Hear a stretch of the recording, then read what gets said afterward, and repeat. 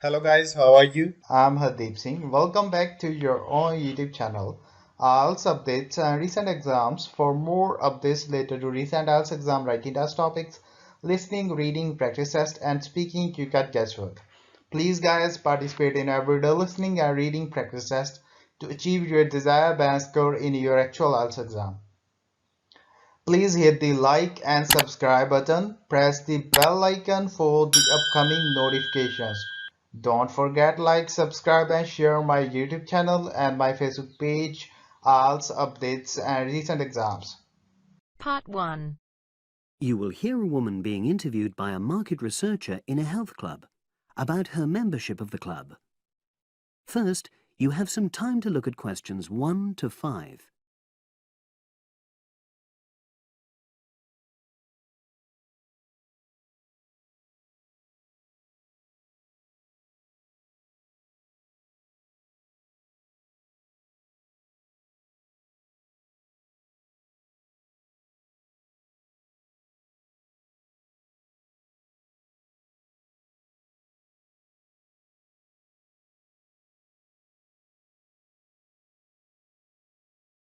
You should answer the questions as you listen, because you will not hear the recording a second time. Listen carefully and answer questions 1 to 5. Oh, excuse me. I wonder if you'd have the time to take part in some market research. What's it about? About this club and your experiences and opinions about being a member. It'll take less than 5 minutes.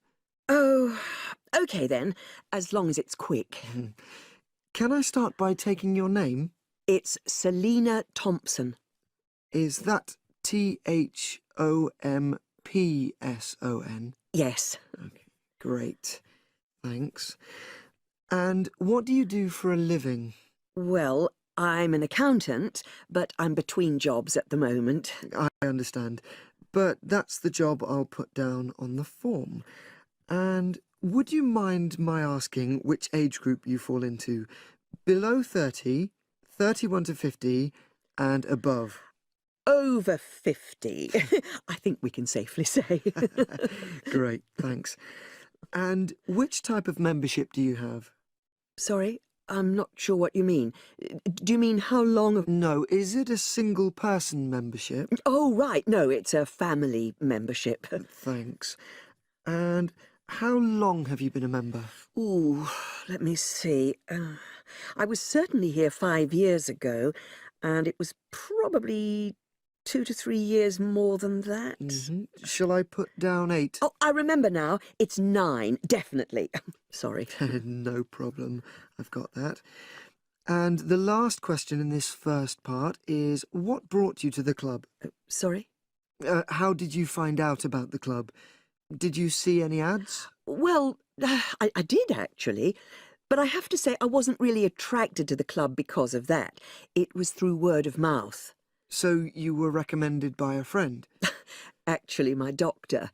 I'd been suffering from high blood pressure, and he said the club was very supportive of people with that condition, so I signed up. Great, thanks. Before you hear the rest of the conversation, you have some time to look at questions 6 to 10.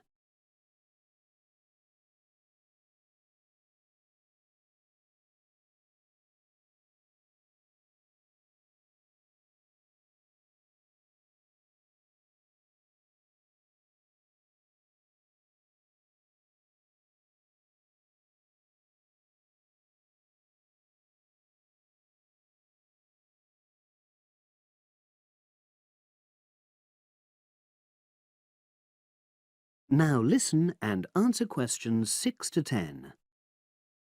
Now, for the second part of the form, I want to ask a bit more about your experience of the club. Sure. How often would you say you use the club? It varies enormously, depending on how busy I am. Of course. But on average, per month? I'd say it averages out at twice a week. OK, so 8 on average. Yeah, and 4 of those are aqua aerobics classes. That leads me to the next question. Would you say the swimming pool is the facility you make most use of?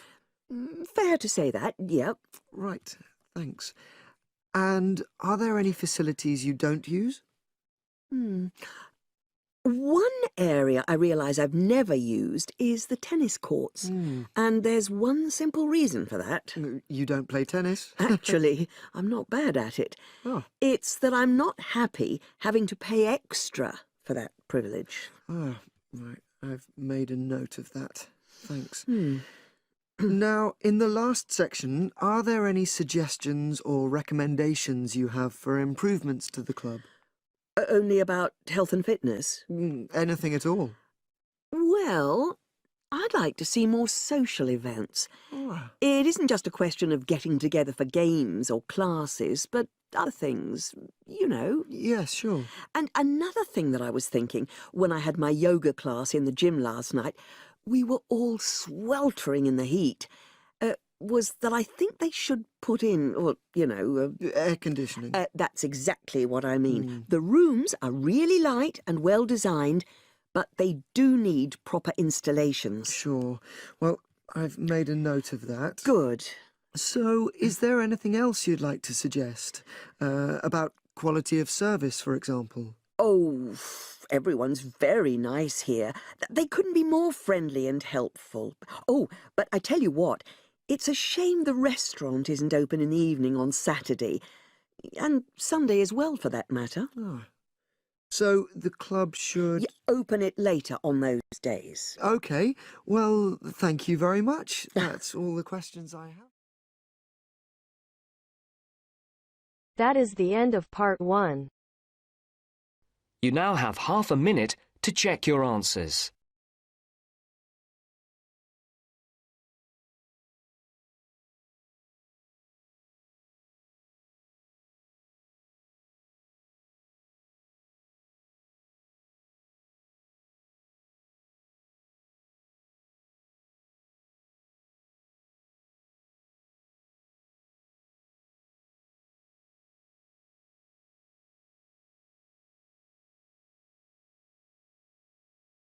Now turns to part 2. You will hear a salesman giving information to house owners about an alarm system. First, you have some time to look at questions 11 to 16.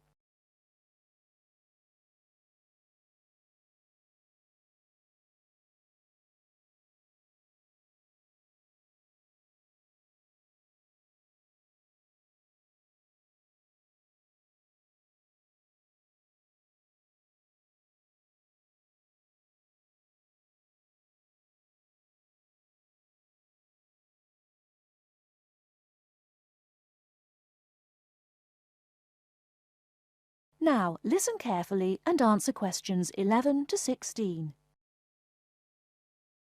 Thank you for inviting me to your residence meeting. My name is Martin Pugh from Safe Cell Alarms. I'm going to explain a little bit about home security, and I hope you'll all feel a bit better informed, and perhaps that you will even purchase one of the alarms we sell. It is all too easy these days for people to break into our homes. Did you know that 25% of all burglaries are committed by burglars breaking and entering via the back door? Even though it is locked, it is still relatively easy for someone to gain entry. And there are parts of our house that we think are not vulnerable because they look inaccessible. But they're not.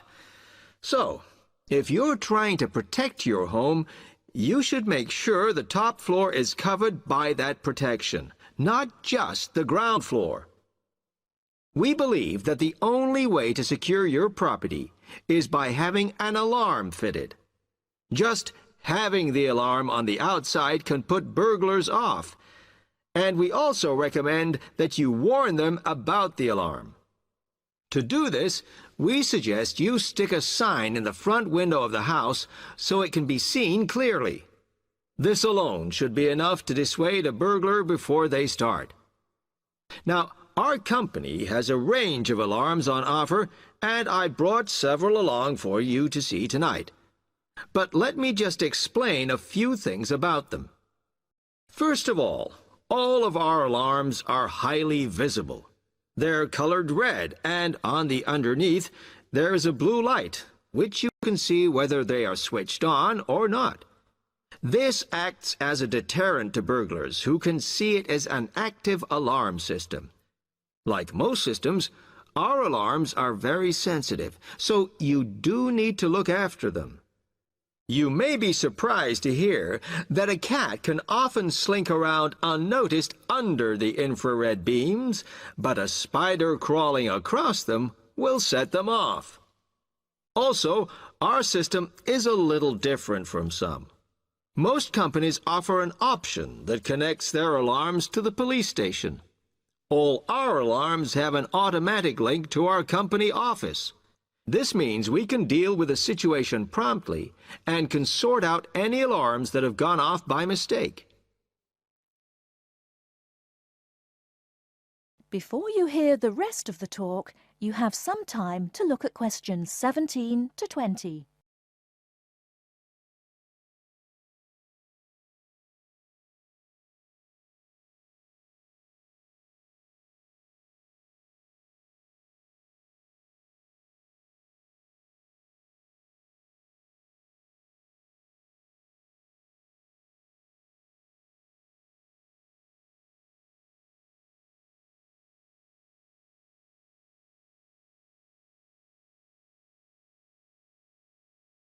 Now listen and answer questions 17 to 20.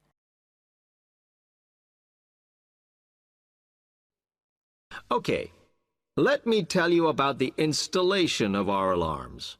Later on, I'll show you some house plans and diagrams of how the alarms operate, but you don't have to worry about them being intrusive, as we normally put them in hallways rather than individual rooms. The diagrams show you how the beams work to cover the whole house in this way. Oh, one small thing while I remember is don't leave your security code in your house. A lot of people keep it in the kitchen or their study, but we suggest you leave it with a neighbor so that if there is a break-in, the burglars can switch the system off. Now, regarding the practical aspects of installation, I know that many of you are out all day, and I'm afraid we don't install the alarms at weekends. But we do offer a service where we can fit the alarm system in the evenings for you. But we do charge a little bit extra for that. Finally, we do offer a range of systems, so I suggest you look at the leaflets on our prices. And please don't be put off from investing in a more sophisticated system to protect your home, as we do allow you to set up a monthly payment if it's too much in one go. Okay, now if you'd like to come forward.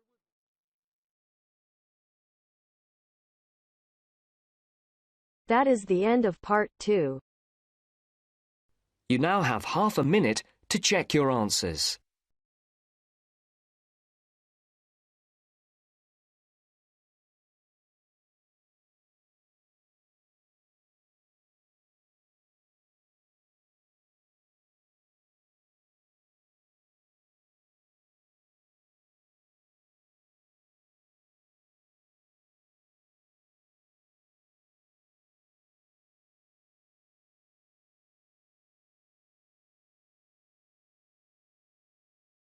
Now turns to part 3. You are going to listen to a conversation between 3 university students, Alice, Paul and Michelle. They are discussing various aspects of an upcoming biology assignment. First, you have some time to look at questions 21 to 26.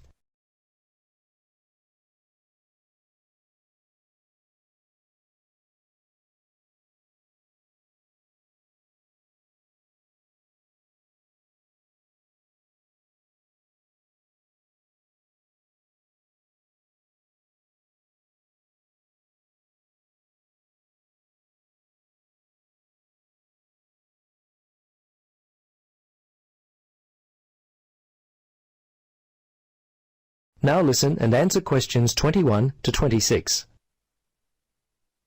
Hello, Paul. Hi, Alice. Hi, Michelle. Hi, Paul. Where are you going with all those books? Well, I'm preparing for my marine studies paper.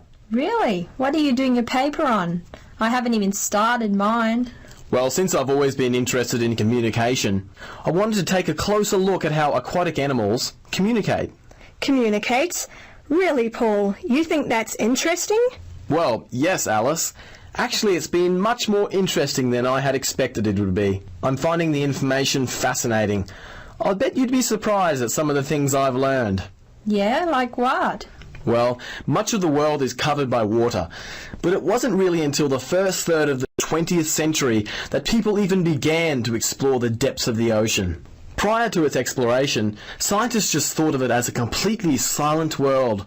Of course, today we know it is full of sounds. Such as? Well, all kinds of living things in the ocean, from prawns to whales, call back and forth to each other. How do we know that prawns talk to one another? Good question. The answer is we listen to them. How scientists do it is through a special device called the hydrophone. Now, what a hydrophone does is convert the sound energy into electrical energy. It's a very clever device. Kind of like a water telephone? Well, yes. Quite like that, except the communication is only one way. Sounds more like spying on animals to me. Well, I suppose it is to a certain degree. Scientists can hear all kinds of sounds. Grunting, crackling, buzzing. It turns out that the ocean is quite a noisy place. Many underwater sounds have been identified, but even more still await classification. Fish in a public aquarium are quite, well, talkative. So scientists have been able to record their sounds and match them with mystery calls heard from the open sea. So who's the noisiest in the underwater world? I'll bet it's the dolphin. You're right, the dolphin is noisy.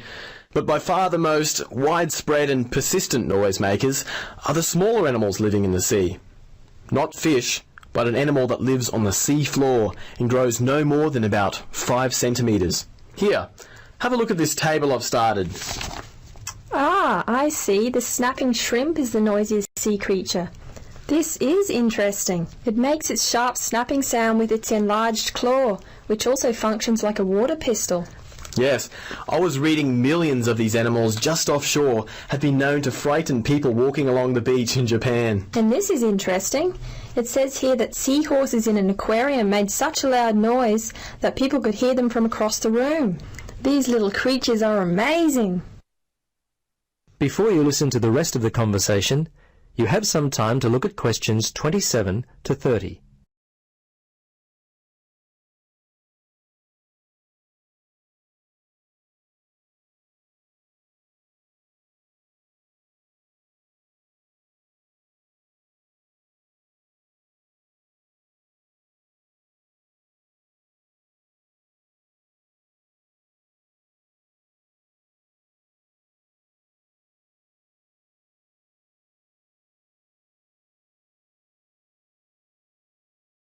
Now listen and answer questions 27 to 30.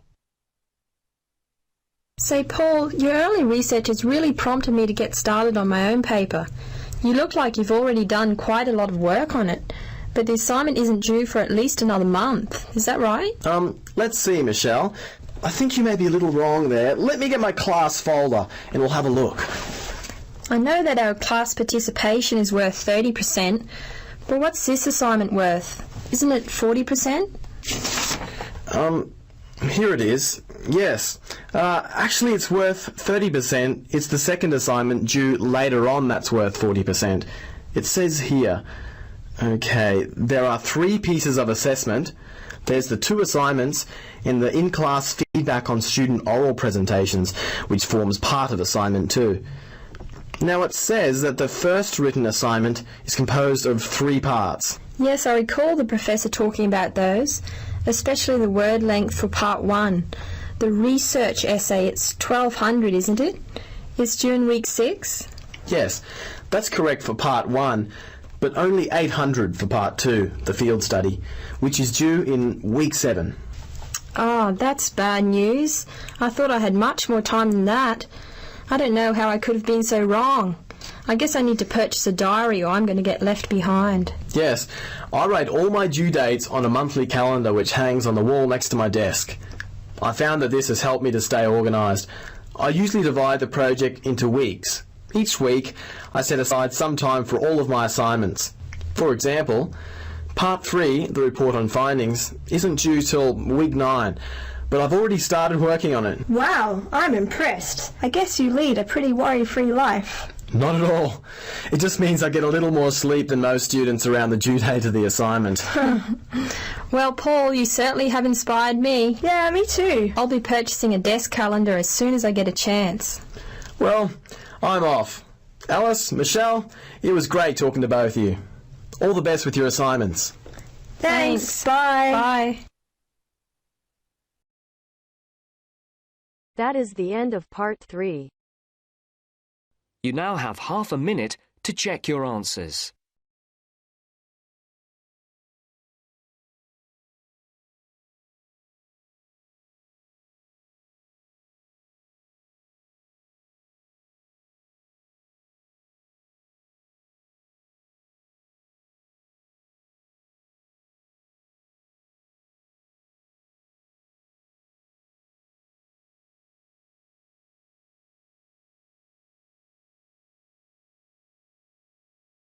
Now turns to part 4.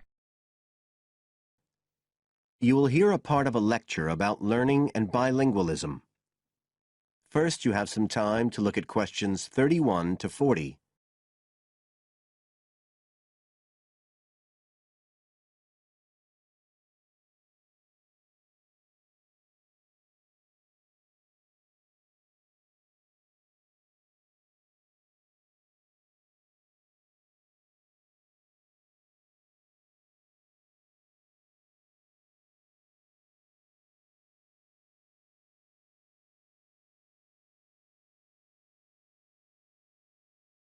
Now listen carefully and answer questions 31 to 40. When we look at theories of education and learning, we see a constant shifting of views as established theories are questioned and refined or even replaced, and we can see this very clearly in the way that attitudes towards bilingualism have changed. Let's start with a definition of bilingualism. And for our purposes today, we can say it's the ability to communicate with the same degree of proficiency in at least 2 languages. Now, in practical terms, this might seem like a good thing, something we'd all like to be able to do.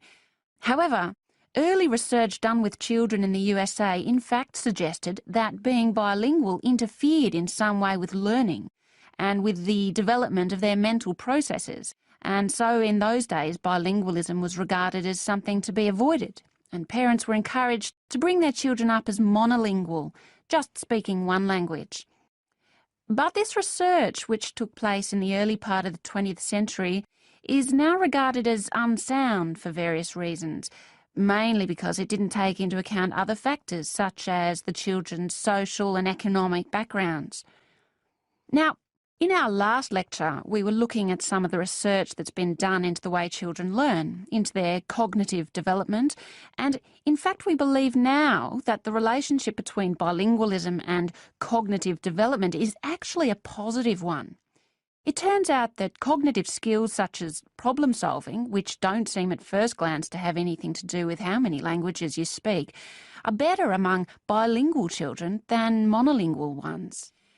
And quite recently, there's been some very interesting work done by Ellen Bialystok at York University in Canada. She's been doing various studies on the effects of bilingualism, and her findings provide some evidence that they might apply to adults as well. They're not just restricted to children. Before you hear the rest of the talk, you have some time to look at questions.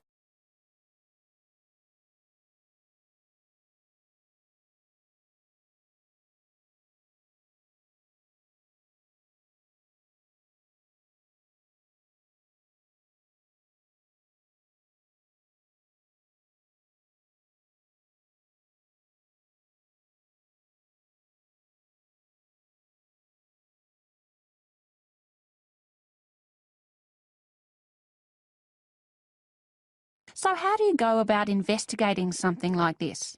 Well, Dr. Bialystok used groups of monolingual and bilingual subjects aged from 30 right up to 88. For one experiment, she used a computer program which displayed either a red or a blue square on the screen. The coloured square could come up on either the left-hand or the right-hand side of the screen. If the square was blue, the subject had to press the left Shift key on the keyboard, and if the square was red, they had to press the right Shift key. So they didn't have to react at all to the actual position of the square on the screen, just to the colour they saw.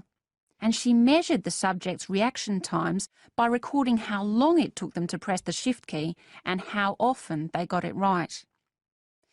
What she was particularly interested in was whether it took the subject longer to react when a square lit up on one side of the screen, say the left, and the subject had to press the Shift key on the right-hand side. She'd expected that it would take more processing time than if a square lit up on the left and the candidates had to press a left key.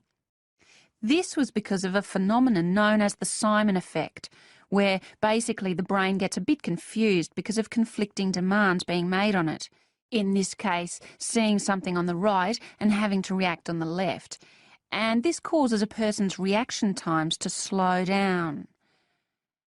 The results of the experiment showed that the bilingual subjects responded more quickly than the monolingual ones. That was true both when the squares were on the correct side of the screen, so to speak, and even more so when they were not. So bilingual people were better able to deal with the Simon effect than the monolingual ones. So what's the explanation for this? Well, the result of the experiment suggests that bilingual people are better at ignoring information which is irrelevant to the task in hand and just concentrating on what's important. One suggestion given by Dr. Bialystok was that it might be because someone who speaks two languages can suppress the activity of parts of the brain when it isn't needed. In particular, the part that processes whichever language isn't being used at that particular time. Well, she then went on to investigate that with a second experiment. But again, the bilingual group performed better. And what was particularly interesting, and this is, I think, why the experiments have received so much publicity, is that in all cases, the performance gap between monolinguals and bilinguals actually increased with age, which suggests that bilingualism protects the mind against decline. So, in some way, the lifelong experience of managing two languages may prevent some of the negative effects of ageing. So that's a very different story from the early research. So what are the implications of this for education? That is the end of part 4. You now have half a minute to check your answers. So guys, don't forget like, subscribe and share my YouTube channel and my Facebook page, IELTS updates and recent exams. For more updates related to recent IELTS exam writing test topics, listening, reading, practice test and speaking, you got guesswork. Please guys, participate in everyday new IELTS listening and reading practice tests to achieve your desired band score in your actual IELTS exam. For more IELTS material, visit my official website www.ieltsupdatesandrecentexams.com. The link is given below in the description. If you need PDF files of latest IELTS material, then please join my Telegram channel. So guys, please write your score below the comment section. Again, thanks for listening. God bless you all guys. Stay tuned, stay safe.